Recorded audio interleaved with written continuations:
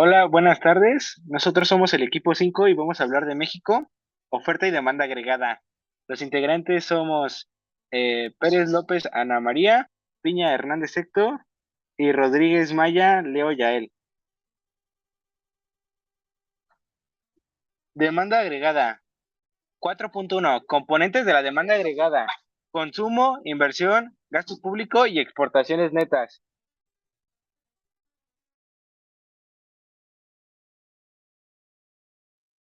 Consumo privado.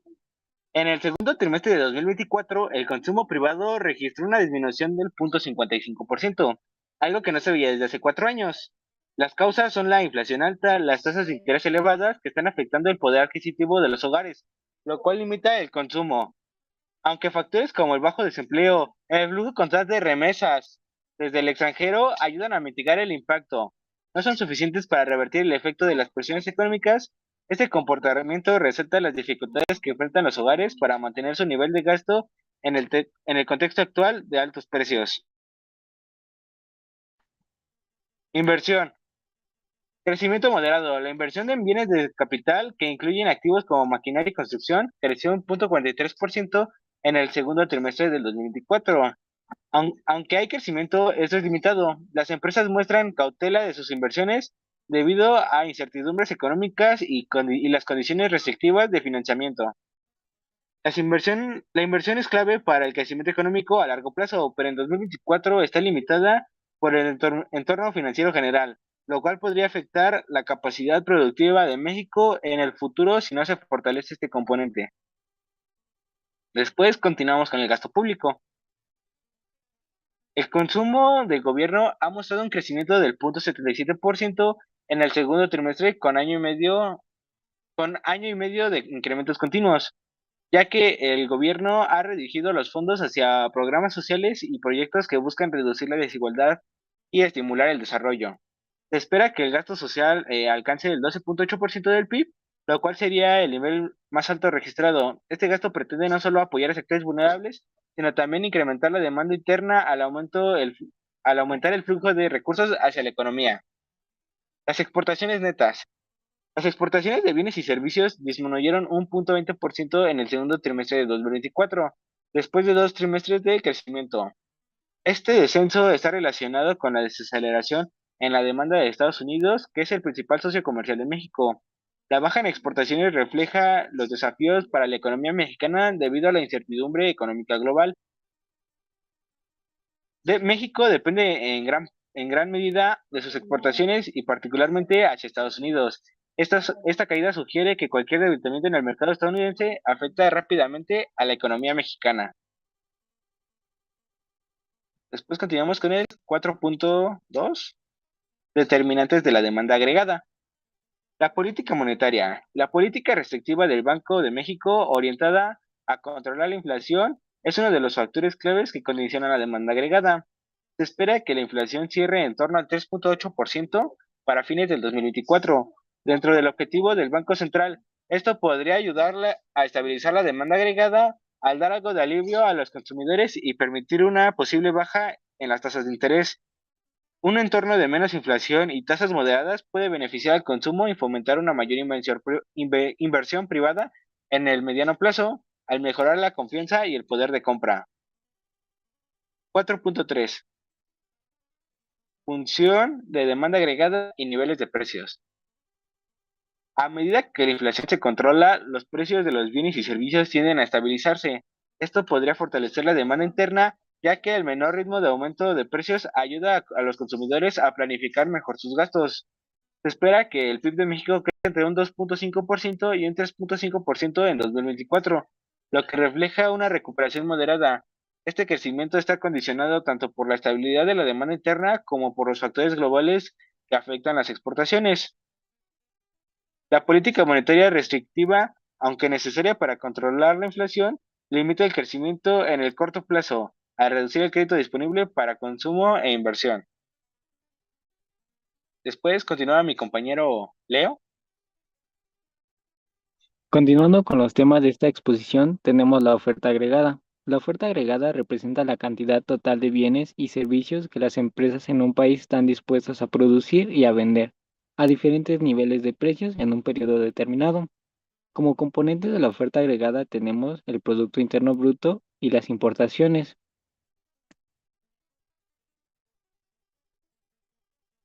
Determinantes de la oferta agregada. Los factores que determinan la oferta agregada en México son cruciales para entender su evolución a lo largo del tiempo. Dentro de esto tenemos varios puntos. El primero sería la inversión. La inversión privada y pública influye significativamente en la capacidad productiva de la economía. Ejemplos de ellos tenemos las inversiones que incluyen infraestructura, maquinaria y tecnología. Factores productivos como lo son el trabajo, capital y recursos naturales. Como segundo punto tenemos la tecnología. La tecnología permite a las empresas mexicanas aumentar la eficiencia y reducir los costos, lo que incrementa la oferta agregada. La oferta agregada a corto y largo plazo. La oferta agregada a corto plazo muestra la relación entre el nivel de precios y la cantidad de bienes y servicios que las empresas están dispuestas a producir en el corto plazo. La oferta agregada a largo plazo es inelástica a nivel de precios y depende más de los factores estructurales como la cantidad y calidad de los factores productivos y de la tecnología. Si bien podemos relacionar estos temas con algunas notas financieras de México, los cuales tenemos que la economía mexicana está enfrentando diversos desafíos que impactan tanto su oferta agregada como su crecimiento a corto y largo plazo. Como un punto clave tenemos el crecimiento del PIB y las perspectivas de desaceleración. A pesar de haber mostrado un crecimiento del 1.5% en el tercer trimestre, superando las expectativas, el panorama para 2024 y 2025 es menos optimista. El Fondo Monetario Internacional ajustó su pronóstico de crecimiento para México, anticipando una caída del 1.3% para el próximo año. Esta moderación se atribuye a políticas monetarias restrictivas y a una menor demanda externa, principalmente por la caída económica en Estados Unidos. Como segundo punto tenemos las importaciones y consumo. Se espera un aumento en el déficit de la cuenta corriente, debido a un crecimiento en las importaciones relacionadas con la inversión y el consumo, que superan el ritmo de exportaciones. Esto está vinculado a la necesidad de insumos para sectores claves como la manufactura y la tecnología. Como punto 3 tenemos los determinantes de la oferta agregada, los cuales son inversión y factores productivos. La incertidumbre política y regulatoria está afectando las inversiones en el país. Por ejemplo, las recientes reformas judiciales han generado preocupación entre los socios comerciales de México, como Estados Unidos y Canadá, lo que podría impactar la inversión extranjera directa en los sectores estratégicos. Y como último punto tenemos la política monetaria y su impacto en el corto plazo. El Banco de México ha comenzado a reducir gradualmente las tasas de interés. Actualmente se encuentran en el 10.5%, con el objetivo de apoyar la actividad económica. Sin embargo, los riesgos inflacionarios persisten, especialmente en sectores que dependen de bienes importados.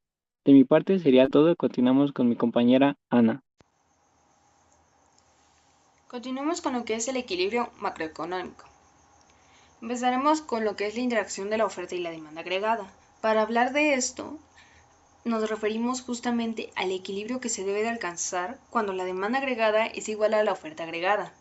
Es en este punto que se puede determinar el nivel de la producción y el nivel general de los precios de la economía. Se puede decir que necesitamos que ambas cantidades sean iguales y hay ciertas situaciones en las que la demanda puede exceder a la oferta y por lo tanto hay una alza en los precios. Y en caso de que la oferta sea mucho mayor a la demanda, puede haber una baja en los precios porque hay más bienes y servicios que se están ofertando a los que se están solicitando y provoca pues una baja en los precios. Pasemos con otros conceptos que van a afectar la interacción de estos dos factores, que serían el cambio en los niveles del precio. Estos se pueden dar como resultado de una variedad de factores, tanto internos como externos, que pueden ser desde shocks externos, como la volatilidad, los precios o costos de la materia prima, y hasta las políticas económicas internas. Incluso uno muy conocido que es la inflación, el crecimiento constante de los precios durante ciertos periodos establecidos. Pasaríamos con los siguientes, que serían las otras determinantes. Resulta que la interacción entre la demanda y la oferta agregada dentro de México llega a ser un tema muy complejo y que requiere de muchos factores para su estudio y su análisis. Y entre estas numerosas determinantes adicionales que influyen pueden estar los siguientes conceptos, desde los que pueden ser las inversiones, como la suma de los recursos que se utilizan para adquirir capital fijo, con el fin de aumentar la producción o la productividad. Estos se verán pues más que nada reflejados con los factores productivos, desde la tierra, trabajo y capital. Entonces también puede afectar lo que son las nuevas tecnologías y su implementación dentro de los campos económicos o dentro de las actividades que se realizan dentro del país. También tenemos lo que son los ingresos extranjeros o gastos extranjeros en su contraparte. Pues resulta ser que puede tanto de nuestro país salir y otorgarse a otros países bienes y servicios o viceversa, que a nosotros se nos oferten esas inclusiones. También se considera lo que vendría siendo el gasto público. Pues consideremos que el gasto público va a ser todo aquello que el gobierno esté justamente gastando para poder dar prestaciones y servicios hacia los consumidores, que pueden variar desde educación, salud, protección social y defensa. Justamente pasaríamos a lo que es el comportamiento de estas dos variantes. El comportamiento de la oferta y de la demanda agregada en México suele ser de carácter dinámico y estará sujeto a una variedad de factores internos y externos. La comprensión de estos factores llega a ser fundamental para el análisis de las tendencias económicas actuales y nos permite darnos un planteamiento al futuro y ver el desarrollo económico que tendrá nuestro país, en este caso México. Todos los datos ya antes mencionados, desde la demanda agregada, la oferta agregada y el equilibrio macroeconómico que debe existir entre estos dos factores, nos lleva a recabar esta información en la siguiente tablita, conocida como matriz insumo-producto. Este es un instrumento económico que nos ayuda a detectar cómo se va distribuyendo la economía dentro de los sectores económicos del país. Sin embargo, este instrumento económico, a pesar de que llega a ser muy preciso, también tiene ciertas desventajas que se pueden presentar, como son el hecho de que no es un instrumento que salga constantemente y no nos deja ver de manera particular o heterogénea todos los factores que inciden dentro de la economía. Solo nos deja ver cómo se producen de manera homogénea y nos delimita conocer de dónde viene cada cosa.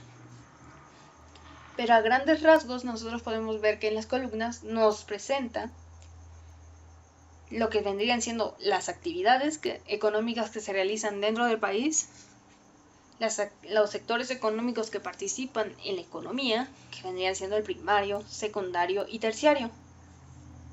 Además de los siguientes tres renglones, que serían la demanda intermedia, como aquel consumo de bienes y servicios producidos por un sector que son consumidos por otros sectores como insumos para la producción. Ejemplos de estos son las materias primas o los productos semielaborados.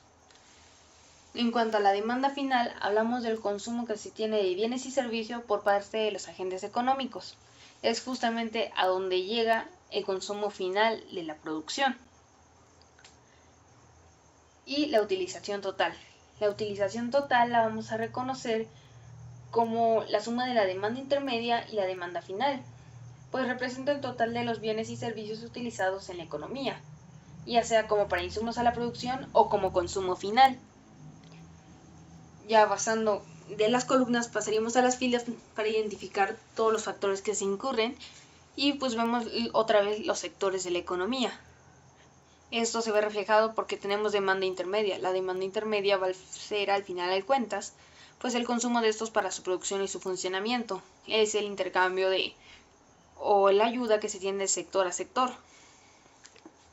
Pasaríamos después con un punto importante que sería el consumo intermedio nacional, que representa la demanda de los insumos nacionales que utiliza cada sector.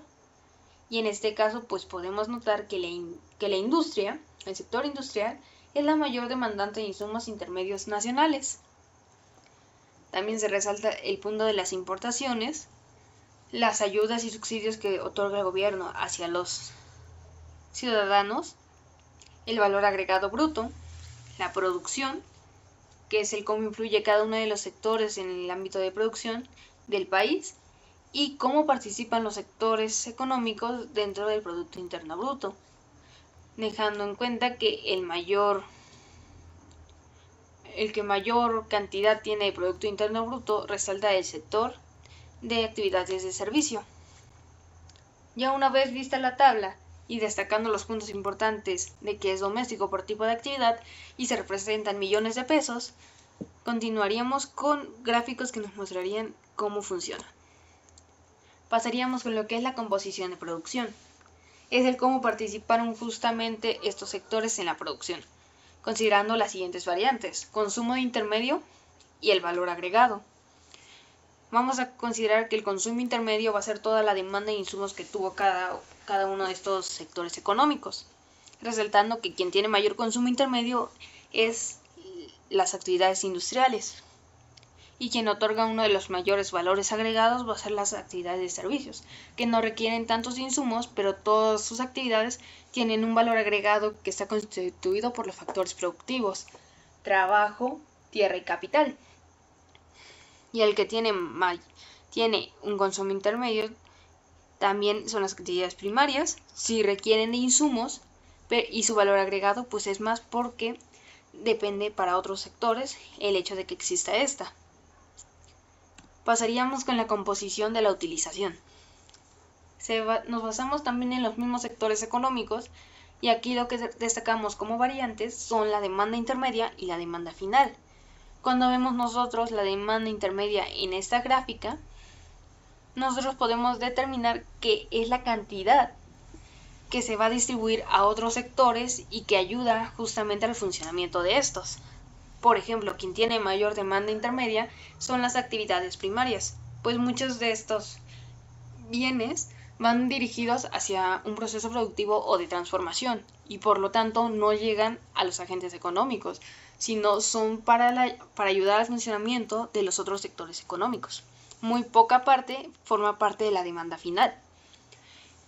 Y pues en cambio, lo que vendría siendo el sector industrial y el sector servicios llegan más directo hacia los agentes económicos, hogares, empresas, sector externo e incluso el gobierno, y muy poca parte de ellos va dirigida a otros sectores económicos.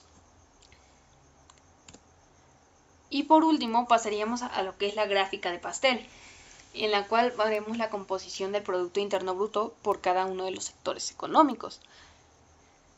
Con respecto al 2018, en este año se registra justamente que el sector económico que tiene mayor participación en el Producto Interno Bruto serían las actividades de servicios, que tienen un 63.3% de todo el Producto Interno Bruto de México, seguido justamente de las actividades industriales por un 33.5%, que refleja más que nada en mayor parte a las industrias manufactureras, y el 3.3% de las actividades primarias, que sería el sector económico con menor proporción y aporta al Producto Interno Bruto del país. Para llegar a estos índices y cálculos de la matriz insumo-producto, debemos considerar que hubo causantes para esta situación. Dentro de 2018, se puede decir que hubo un incremento del 2% con respecto al PIB del 2017, el año anterior correspondiente. Sin embargo, también durante ese año hubo un cálculo donde hubo mayor cantidad de importaciones a exportaciones. Por lo tanto, podemos decir que hubo un déficit del saldo de la balanza comercial. También otros factores que se pueden decir de esto es que el siguiente año, 2019, hubo justamente una contracción al PIB de 0.14%, cuando se esperaba tener para ese año un 2.1% de Producto Interno Bruto. Esto más que nada debido a una serie de diferentes factores dentro de la nación y fuera de esta también, como fueron las caídas en los precios del petróleo, las crisis económicas globales y el contexto a la baja de la economía mundial. Cabe recalcar que en el año 2019 no solo influyeron estos factores, sino los siguientes también: como fueron la tasa del desempleo, que se registró de un 3.5% anual, la inflación que se mantuvo como un objetivo de Banxico, y el salario mínimo también presentó un 20% de aumento. Entre estos datos pues nos dejan ver más que nada el por qué los resultados fueron de esta manera dentro de la balanza comercial. Sin nada más que decir sobre el tema, sería todo por nuestra parte. Gracias por escuchar.